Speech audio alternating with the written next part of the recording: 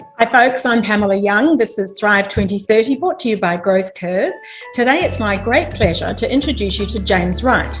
James is a dual resident of both Australia and New York, which is where he is today for this conversation. Now, James is the Chief Executive of Red Havas, which is a PR organisation, a global PR firm with operations across 14 countries and 40 cities. He's also the chair of the Havas PR Group.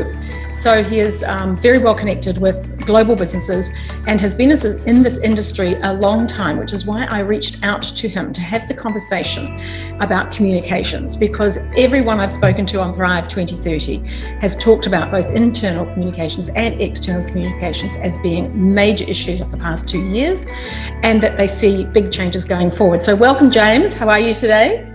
I'm very well, thank you, Pamela. Great to be with you today. Yeah, really good to see you again. I haven't seen you since we were both in Sydney, so very nice to have this opportunity to catch up. Sure. Now, let's start off with this thing. I understand you have been travelling quite a bit recently as borders have started to open up, and I'm just wondering, many chief executives have said that they recognise over the last 2 years that you can do so much work by remote control virtually these days that you don't need to travel so much. So what are the benefits of the travel that you've just done? Well, I've been all over the place. I've been in Australia, I've been in Spain, I've been in the UK, I've been in the Caribbean, I've been traveling down to Miami for a global leadership meeting. So all over. But I think you can, you can't, I don't think you can put a value on actually getting face-to-face time with people and, being able to see the teams, see the clients, meet some of the clients that have come on board since the pandemic, and haven't actually met them in person yet. So that was great to do, and you start to build. I think it's where you build those relationships and build trust. Sure. I think a lot stronger than you can do on a screen. But of course, we're always going to be now, I think, at least for the next foreseeable future, in a hybrid situation where it'll be a balance of in-person meetings and calls and on Zoom and Teams and the likes. I think that hybrid situation is going to continue, A, because people have got that understand the value of being able to work virtually, B, because they saved a huge amount of money on their travel budget. Some people said to me it was the first time they made profit because they had saved so much money on the travel budget. But as you say, there's nothing quite like face-to-face. So let's talk about what you've seen over the last 2 years as your clients have struggled, and even your own organisation have been faced with these challenges of having to very quickly work remotely and find new ways of communicating. It's been a huge challenge for everybody. So can you just sum up what you've seen and how you have managed to get through that yourselves and what your clients have done to get through that period? Yeah, I mean, working in PR and communications, I think that PR and communications has never been more important than it has been and been required to for organizations, brands, businesses, governments, NGOs, all sorts of different types of organizations, because there's been so much change and so much transformation in business in how organizations have been able to sell their products and services, because of course for a long period of time we weren't able to connect directly. A lot of people were switching to e-retail and e-commerce platforms, and so their whole businesses were changing. And of course, that was always happening, but it's really accelerated hugely. And of course, some businesses, and we work with many industries, from tech companies to banks to automotive clients, all the way through to sort of fast-moving consumer goods and selling chocolate. So we get to see a lot of different organizations going through a lot of different changes, and have all been affected in different ways since the pandemic. One of the points I would make, though, is that all of them had to communicate to their stakeholders what they were doing to keep the wheels turning. And so that was where the communications had to really step up, and particularly how were they going to keep their employees in jobs? How are they going to keep them safe if they had to come into work? I mean, because a lot of our clients also had operations that required people to be in factories or on shop floors to be able to keep products and services going out the door. So, we saw a lot of that. Yes. And what was your immediate offer to them as they came to you and said, help, we've got this massive challenge and it's urgent? Yeah. So the reality was back, I would say, sort of in March, April, and May 2020, was a lot of these companies didn't necessarily have the answer at that point, and everybody was working through it. Yeah. And I think it became the first time that CEOs, were open to the idea that they didn't have all of the answers, and so we would encourage them to be, we'd encourage them to be very honest about that. Say, look, hey, we don't have all the answers right now, but trust us, we are working.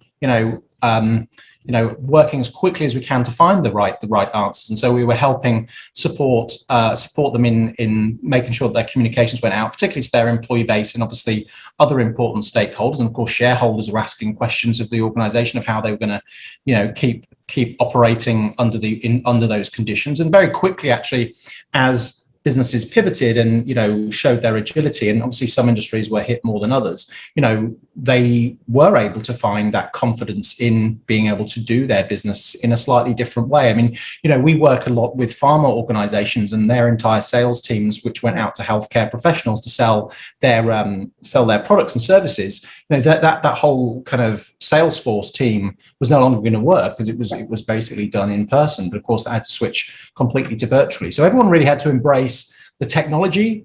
They had to get used to the technology. Yes. And the other part of this is that for the C-suite, they were going through exactly the same problems that everybody else was in their organization. So I think there was also an empathy around how the pandemic had, if you like, pervaded every corner of your life. Everyone was working from home with kids and running around.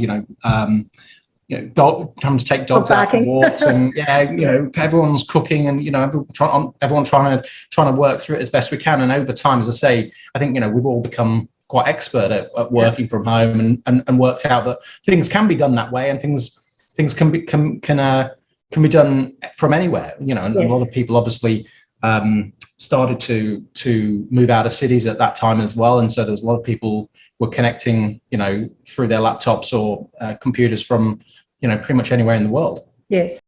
We're now 2 years on. We've had this experience. We've made the adjustments. Most organizations have found the technology, trained their people, and so forth. However, having to continue with this hybrid model, it's still going to be quite a challenge for people to manage, motivate, reward, and help people from a remote situation. What is the PR response to that? What are you promoting to them as communication strategies that will help them build that culture, which is going to be so different to manage if you've only got people in the office 1 or 2 days a week? Yeah, that's right. And of course, we've seen this sort of great resignation, and then organizations trying to, if you like, really focus their energy on their culture and how to build that stickiness and that meaningfulness with their employees at a time when you're only ever seeing them on the screen. And so, it's about really embracing a much more flexible working arrangement with your teams. A lot of our clients have moved to allowing people to work anywhere for a month of the year.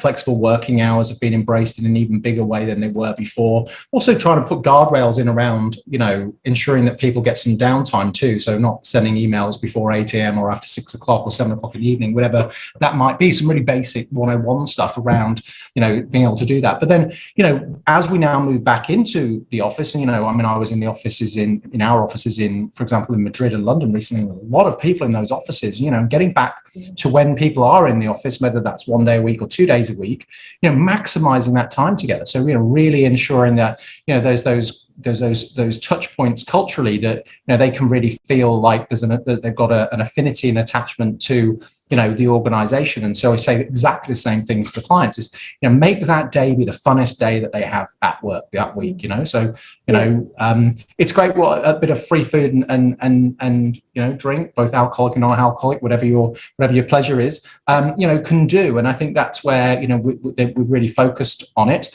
I think the other part too is that a lot of organizations over the last couple of years have really been empowered to take more of a stand on social issues. And so actually for employees that are looking for, the right kind of employer partner and that they can see themselves with for a period of time, they really want to be able to see that organization carries similar values to them. And so you've seen a lot of businesses become much stronger on issues like, equity and equal justice and inclusion, as well as, other issues like, climate change and even in America, things like abortion and gay rights, etc. So we've seen a lot of that, and I think that has made employees feel like they have more of an affinity to the organisation because their values are similar. Now that's interesting. So you've seen a rise in the adoption of social issues as a strategy to try and get closer to people, to touch them emotionally, to reach out to them, the heart as opposed to the mind. Yes, absolutely. I mean, depending on what the issue is, it's got to be. I think you've got to feel like it's the right kind of issue for your organisation. But the expectations have shifted, and they've shifted considerably. The expectation of employees is that you do have a policy around COVID, that you do have a viewpoint on equal justice, and issues that occurred during the pandemic, like the George Floyd murder, the Asian hate crimes. So Stop Asian Hate was a big movement, for example, out of the US, and obviously, following George Floyd was the Black Lives Matter movement. But also, climate change has come back onto the fore in a big way too. And then also, obviously, now you've got the Ukraine war and Russia's invasion there. So what is your position on all of those types of issues? And so, for example, in the US now, we've got a lot of legal issues around abortion that is coming up. And if you're, for example, a big employer in Texas, where that is,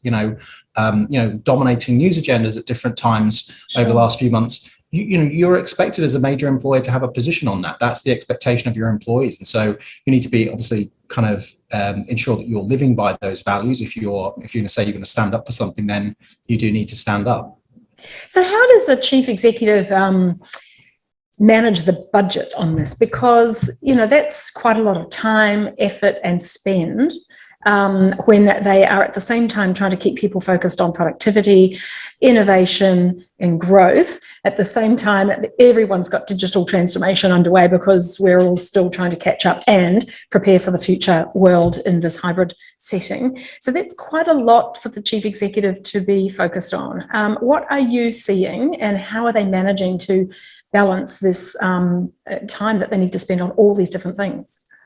Yeah, I think it's a really tricky time to be a CEO right now, particularly with that expectation now from employees and from stakeholders, even shareholders, that your organization has a position on these things. It's almost like the cost of doing business, but also it's the right thing. Very often it is the right thing to be able to stand up and say that you're supportive of a particular social issue or otherwise. And so I think that's become a major strategy, to stand for something beyond the badge of the organization, and this is where corporate purpose has been tested like never before in the last couple of years. We've written a number of papers at Red Havas called From Pledges to Progress, where organizations have had to move away from just making pledges, actually demonstrate tangible progress on these issues, because just saying you're going to do something isn't enough.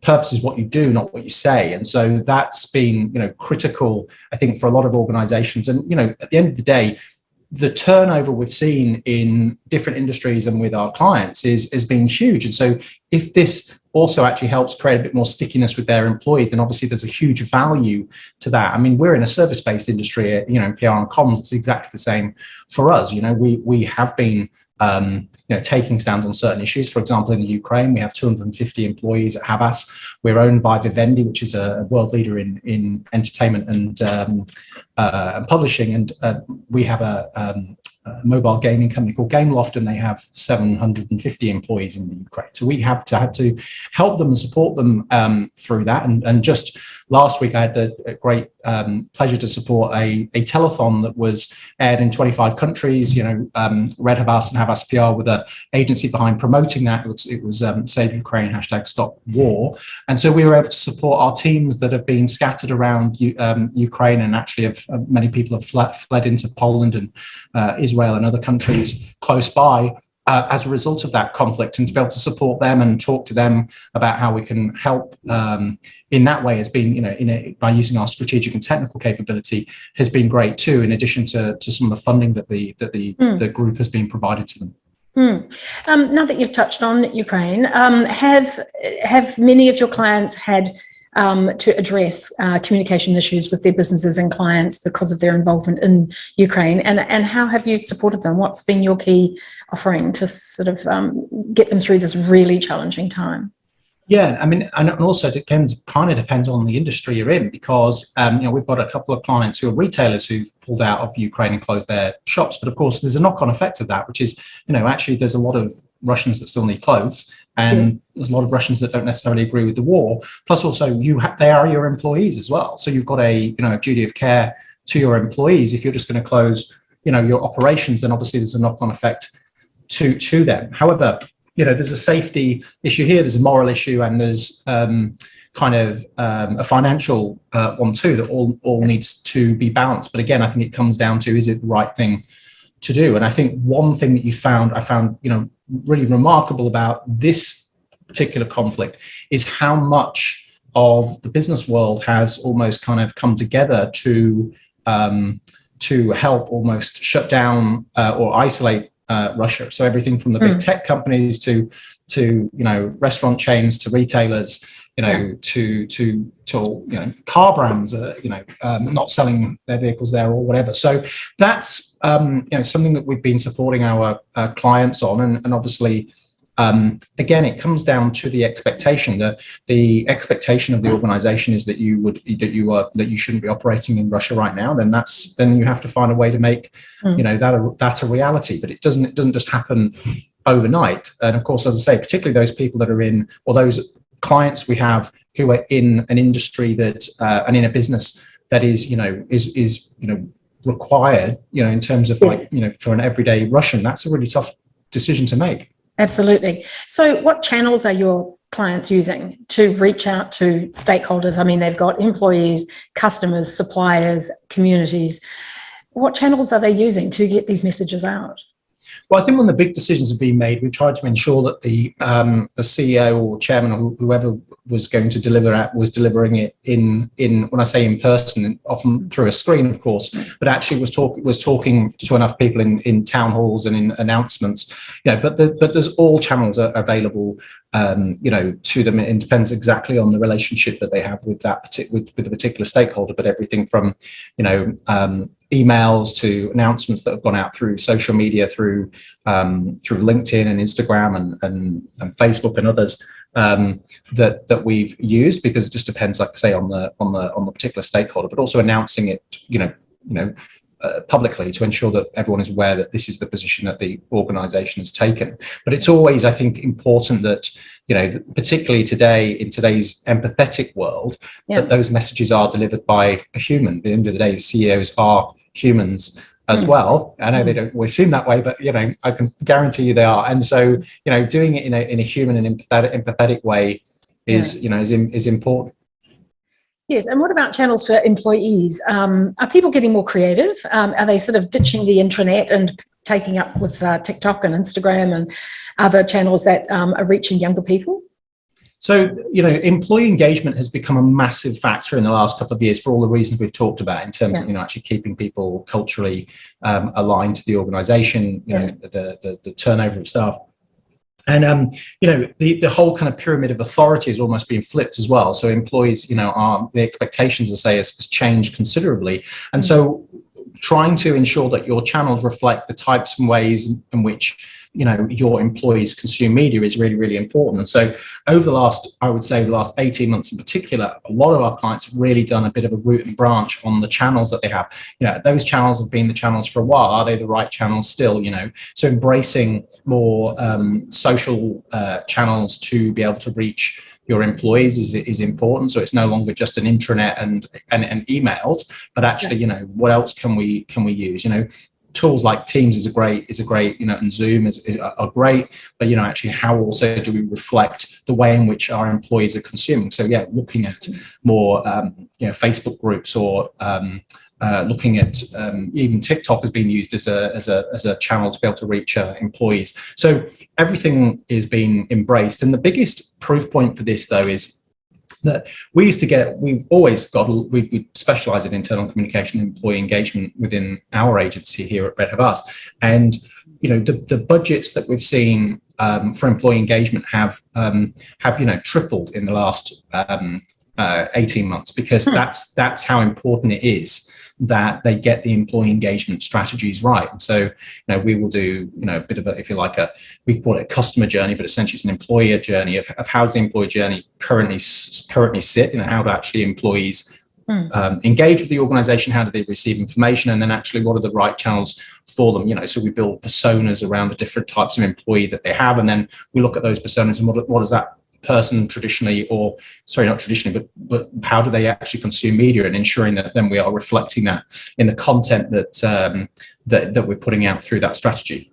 I'm just wondering about digital innovations in the communications and PR space. I mean, in lots of environments, people are reaching out and using Internet of Things and robotics and machine learning. Is there any application from these kinds of technologies that you're seeing in the communications area?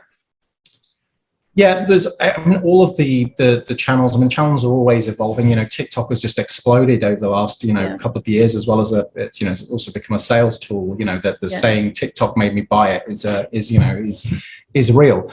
And again, we've got research that we've looked into on that too. But it's always developing. Now there's we're now kind of entering into almost like the metaverse as it's been called. We're not quite in the actual metaverse yet, but once these kind of all of these technologies start to connect, and it becomes kind of like one more seamless experience where you're moving between VR, AR, and the internet, it's going to become quite fascinating. And in fact, we at Havas have really kind of invest in that, and we've actually taken out a bit of plot of land in a video game to be able to help us with some talent challenges that we have, because actually that's where a lot of our young new entry level people are, that's where they're playing, and so that's where we need to be where they are. So that's interesting and new for us. And of course, we obviously embrace all of those because we've got a point of view on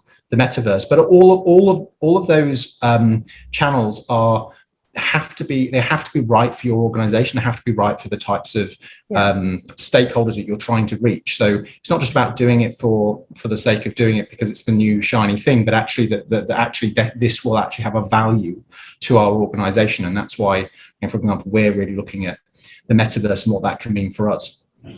Yes, I have a son. He's 20, and so I spend a bit of time with young 20s, early 20s people, and I'm always amazed at the news that they get and where they get it from. And quite often they'll make a comment about it might be the COVID, or it might be the Ukraine war, and I'll say, where did you get that from? Because that's a different spin from where my apps that I get it from is the CNN or the BBC or Al Jazeera or Straits Times. I have these apps which I read my international news on.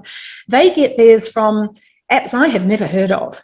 And sometimes I wonder, are they getting the right spin and the right communication? So I'm just wondering, are organizations, do they have concerns about, the information that their younger people are being exposed to, and whether that creates a further challenge for them or not? Well, I think there's so many channels that people can consume information, news, content on, that it can become kind of mind-boggling. And I guess our job is to help navigate those with clients. Of course, there is a lot of what you might describe as niche media, but actually it isn't niche to them. No. Actually it is just where they're consuming media. And again, when we were talking about employee engagement, it's the same works when you're trying to attract talent, and of course also get your message out. You need to be where the audience is that you want to reach, whether that's, a potential employee or a potential customer. And so we need to understand where all of that is. Now there has always been, misinformation, disinformation out there that come through different media channels. Now, I'm not suggesting that, your son is on any of those channels, but of course, also being able to navigate so that we ensure that we're putting our clients' brands, and because we're policing that brand as well in the right media, so that we're not potentially going to end up with a reputational issue if we're putting a brand, we're negotiating with a journalist for a story or a platform for a partnership or whatever it is, that it's the right partnership, and it's the right journalist, it's the right outlet. Yes. So James, let's turn our minds for a minute to customers, your key clients. What would you say has been their biggest learning over the last 2 years? For those chief executives, what would they take away from the last 2 years in terms of their challenges around managing the cultural change and the communications changes? I think anything's possible. And I think all of the organizations we've worked with at different times have had, almost kind of moments where, they thought everything was going to fall apart. And actually it was not nearly as catastrophic for business as it might have been. Yes. And so, there's been a lot of... But most of them got through it, right? Yeah. And they've all got through it and actually come out of it, stronger. And certainly, if not stronger, they've learned a huge amount about their business and, where it is. And for a lot of them, they've embraced, technology much faster than perhaps they might have done. They've now got flexibility in that business model whereby they can do it in person or not, depending on, on the person they're selling to, or indeed in the nature of the latest COVID strain or whatever. So, I think that and everyone's got really thick skins as well over the last couple of years. Knowing that you can get through really, really tough times, and and that not just from the C-suite, that goes throughout the entire business. Everybody knows that these businesses can go through it, and it's taken the pandemic though for us, I think, to really get to understand what's possible with our businesses. I mean, it's easy for us in PR and communications because all we really need is a laptop and a phone, and that's it. Whereas, if you're selling goods, you're selling cars, you need to build them in factories. You need to be able to make sure that your team feels confident they can come in and actually build them. And then obviously, a lot of people still want to come into showrooms to see the car that they want to buy. And so, the whole model, has had to find different ways of being able to do that. At the same time as also allowing people still to come back into showrooms. So actually also trying to sell, vehicles online where it's a big outlay for, somebody buying a car. That's, the whole experience had to be really rethought. And again, coming back to what I was saying before about the customer journey in employee engagement, thinking about the customer journey in regards to COVID, because we've moved from, COVID safety to COVID being becoming COVID confident, if you like. So that's where we've got to now with those organizations. But I think that it's definitely made all of the people I've worked with and the clients I advise much greater and more empathetic leaders. Even if they were empathetic in the beginning, certainly made them more empathetic, having gone through all of this. And so many of them got so many incredible stories of their teams of how they've got through this last couple of years, and how everyone's banded together to ensure that people feel supported. You've obviously seen also organizations really embrace mental health and mental wellness as well, because of the challenges that people have gone through, both with the pandemic, but also working from home, as well as all of the social justice issues that have pervaded our news feeds as well. So, I think the empathetic leader is here to stay. Yes, I think you're right. You just mentioned mental health. Have chief executives been putting money into supporting mental health from a PR point of view? And what have their messages been? Key messages? Yes, absolutely. And again, a lot of organizations, big organizations, usually have had some form of mental health support within their kind of benefits. However, it's just been embraced and it's gone to a completely new level, where people are being offered headspace for free, as well as obviously free counselling services through different platforms that are run by non-profits or charities, etc. So it's really been embraced, but I think it's not just been embraced; it's been understood. And I do a lot of work in this space with a charity that's very close to my heart. And we talk about mental fitness as opposed to mental health. Mental fitness, and you think about mental fitness like physical fitness. You can't just turn up tomorrow and run a marathon, right? You have to work at your physical fitness. In the same way with your mental fitness, you've got to work at it all the time to be able to keep yourself, in a really, really good space. And so, and then other kind of, I guess, byproducts of that is, for example, at my company, we've now not just got all of those counselling sessions lined up and offered free access to work to Headspace, but also kind of, ensuring that people are feeling supported. So we've got buddy systems. We've got we also now have a book club that talks about social justice issues. That's a safe space for everyone to come in and talk about some of the issues that are happening, particularly the high-profile ones that are affecting. They affect globally, but particularly are very acute here in the United States. And so, that's new as well. And I think, again, it's also a way to build that kind of cultural rapport that, you're an organization that cares about their workforce in such a way that they're willing to put, money and time and energy behind, mental health and mental fitness. And we also offer what we call Red Havas. We have a rejuvenation hour every week. It's got a job code. People can take 1 hour out of their workday a week just to do something for themselves, whether that's yoga, whether that's, listen to a podcast, go for a walk, go to the gym, play with your kids, whatever it is. It's your hour, we're giving it back to you. As well as obviously, the flexible working, etc. And, we've also been giving, people, wellness days as well to get through. And obviously different people have been affected in different ways. And so we've seen lots of clients do lots of different things, very similar things to what we're doing as well. And so, like I say, I think it's good that it's now being understood. It's something that's much more, people are much more open to talk about.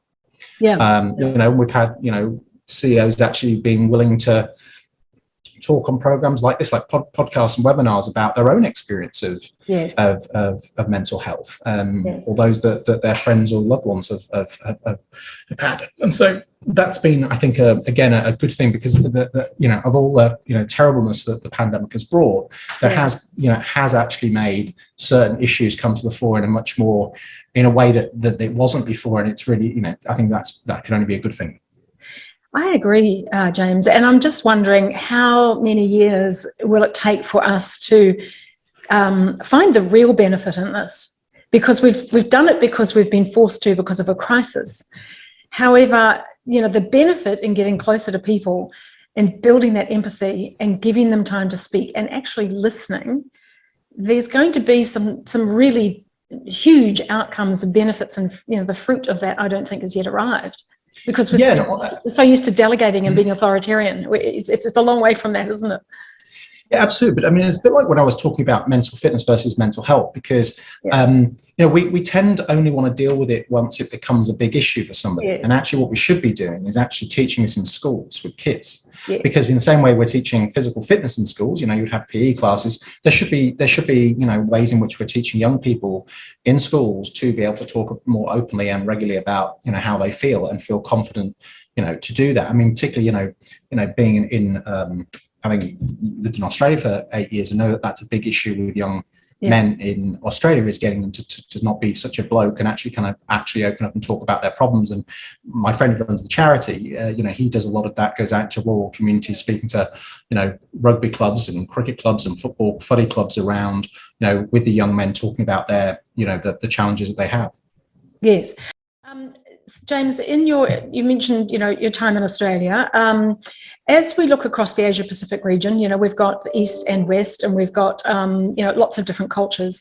Are you seeing any challenges in global businesses or regional businesses that they're having in communicating this message across those different cultures? And how are they managing to address people from the East versus people from the West? Have they got different strategies? Have they got different messaging? For people who are running global businesses, what's your advice to them about how to manage across cultures?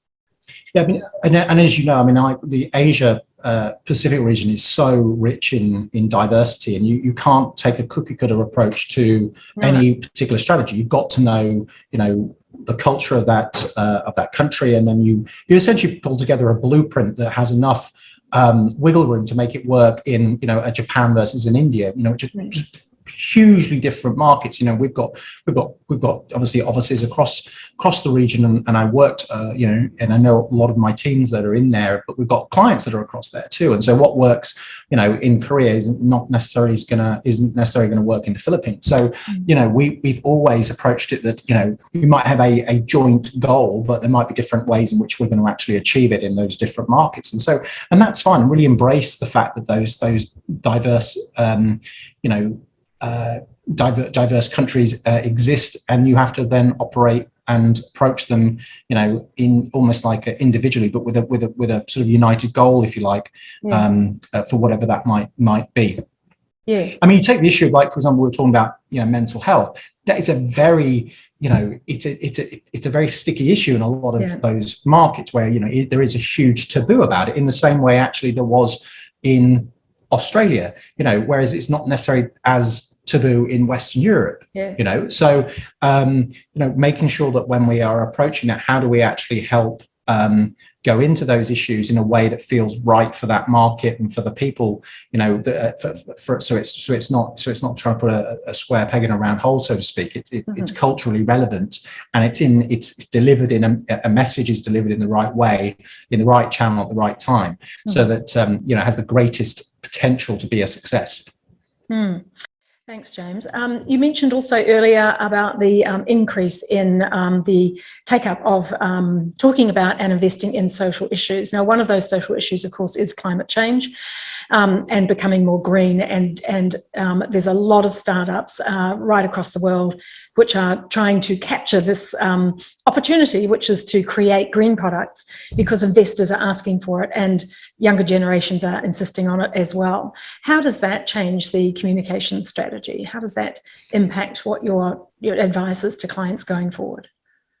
Well, generally, like, you can either wait for regulations to catch up with you, or you can use it as a strategy to be able to build your reputation and a point of difference. Of course, a lot of our clients who are pitching for government contracts, they have to have a sustainability strategy, in pretty much every single government contract from China to Colombia. There's often clauses in there where you have to be able to prove what you're doing around being a sustainable business. And so it's very much something that's at the top of everybody's minds, particularly now as we're continuing to see the crazy weather we're seeing all around the world, and as in, like, all of the floods you've had in Australia over the last few months, and it just seems to be never ending. And I can say, in the US, with the extreme weather events we're having here, it's crazy. So a lot of organizations are saying, well, actually, this is starting to hurt us, because we've got businesses that can't run, they're underwater, or they're on fire, because there was we've had a lot of wildfires across different parts of the US. So it's affecting the infrastructure of the organization. So what can we do beyond what the government is asking us to do to be able to do our bit? And of course, as you mentioned, it's very important for a lot of employees are asking, again, what are we doing around the issue of climate change? And so that has stayed on the agenda through the pandemic, and, if you like, I think has gotten stronger. Obviously, there's been changes in certain political leaders that have supported that, but you look at the way in which the environment is embraced in somewhere, across Asia, actually there's a lot of interest in the environment, particularly out like India and Singapore, where we have a lot of campaigns that are based on reducing emissions or recycling or reducing waste. That obviously is less popular in other parts of the world. And so, but what we are seeing, though, is that the major businesses that are making this a key part of how they operate are being more successful. I mean, we run a survey every year called the Havas Meaningful Brand Survey. It interviews about 350 to 400,000 people. It's been going 12 years, and we look at what makes up a meaningful brand. And a big part of that is the brand's commitment to sustainability, and particularly the environmental sustainability of not just their organization, but to support the communities in which it operates. And so those brands that we've seen are more meaningful often have very strong positions on this.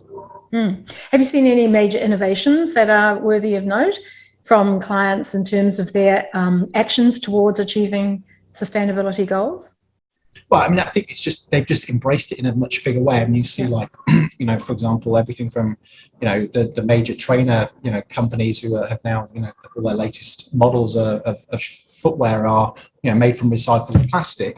So actually, recycled plastic becomes a fashion. And that's, again, it's not necessarily new, but it's become I went into one of the went into an Adidas store recently, and that was, the major installation was all around their the latest sneakers that they've made that are made out of recycled plastic. And so it's not, none of it is necessarily new. It's just being embraced in a bigger way. And real strategies as well as around embracing renewable energy to power factories and office space. All of the big flagship buildings that clients have been building in the last few years have all got massive environmental agendas attached to them, from, like, say, being powered by renewable energy to reducing their waste, etc. So, and also, saving water too, which has become a big factor for a lot of organizations. So you look at, look at the likes of Coca-Cola that have made major strides in reducing the amount of water that they use to make a bottle of 1 liter of Coke. It's happening. It might not happen as fast as some people would like it to, but it is happening. And I think it's again another item, like many we've discussed here, is not going to go anywhere anytime soon. I mean, we do a lot of work in this space as Havas. Anyway, we signed a pact a few years ago in Cannes with all of the other five other marketing holding companies, and we all took one of the sustainability goals as a goal that we would champion, and we took number 13, which is climate change. And so we champion a lot of climate change campaigns across our group. And so we're very active in that space, both as an organization. We've just got B Corp status here in the US last year, which is a big move for us, as well as we've got B Corp status in other parts of the world too. It's a huge move for us in that space. And that's been, it's amazing how many times that when you put that in your credentials that clients ask you about it, because they're trying to get B Corp as well. And they're like, they're like, how did you do that? How do you finally get through that? And it's important for them. I mean, it's becoming a factor in some of the work that we're doing in terms of getting onto pitch lists, because actually, what clients asking us, what's your position on environmental sustainability, and what's your organization doing to support that agenda? I spoke with people from the EV industry, and I've talked to some of the logistics companies about, how long will it be before they move to electric trucks? And of course, there isn't, it's not happening quickly, because we're all still, have combustion engines, and it's going to take a long time before those industries, the sort of supply chain to develop so that we can have industries that produce electric cars, electric trucks, electric boats, electric golf carts. So we've got that already, haven't we? Other means of transportation. A large part of it is a mindset shift. Despite the fact that they're still developing suppliers and supply chains and manufacturing, but a large part of it is going to be a mindset shift to get rid of your, petrol-driven or diesel-driven vehicle, and because of the perceived blockages of having an electric vehicle, which has got some challenges around it. What would be your advice to the people in those sectors, or nations and key industry leaders who are wanting to make that happen faster? What would be the messaging that you would suggest they try and work on to move that mindset shift along? Yeah, I mean, because it's a complicated issue. I've done a lot of work in the space with electric vehicles. Working with, in fact, I worked on what was at the time the world's largest ever trial of electric vehicles in the UK back in probably the end of 2006, I think it was 2007. It was. We had universities, car brands, oil companies, technology companies, all involved in, and the UK government involved in tracking that whole trial, which was incredible. But I think you've got to have a pathway, and you've got to work to that pathway, and it's got to have a reasonable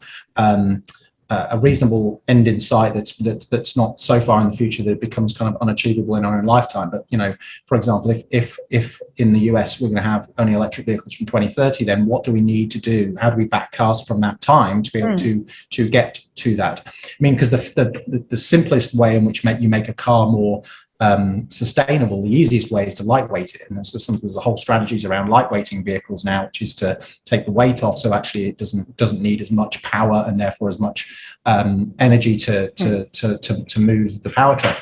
So I think it's just all about being open about communicating, and also bear in mind, as we unwind our requirements for petrol and for gas, there's a whole industry there. A lot of people's jobs are attached to it. We need to do that in the right way so that, we're not, putting people out on the streets. There's no silver bullet answer to it. But I just think that we've got to keep moving forward. And over time, you build up, a greater percentage of people that are obviously embracing, electric cars. We're selling more electric cars, and obviously the infrastructure needs to be there. And I think, in different parts of the world, they've done an incredible job of that. And so, and obviously in different parts of the US, there's a big, electric car movement too.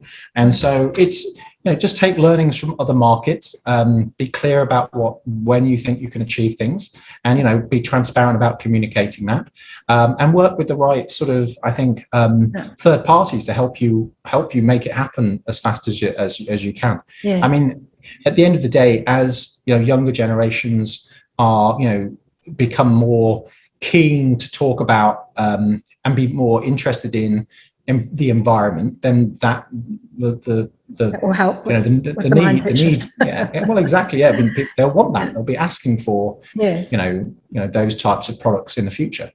It's going to take a while for those of us who live in countries where the outdoor life is central to our world, and those big diesel trucks that take us to the outback and take us to our fishing destinations. It's going to be quite hard to shift the minds of people who are used to that type of vehicle. But as you say, it will happen in time. So, James, the last question that I ask everybody is, if you found yourself one day in the future to be the chief executive of the world, what would you put on the table in the first 100 days to address? To address what? The big issues.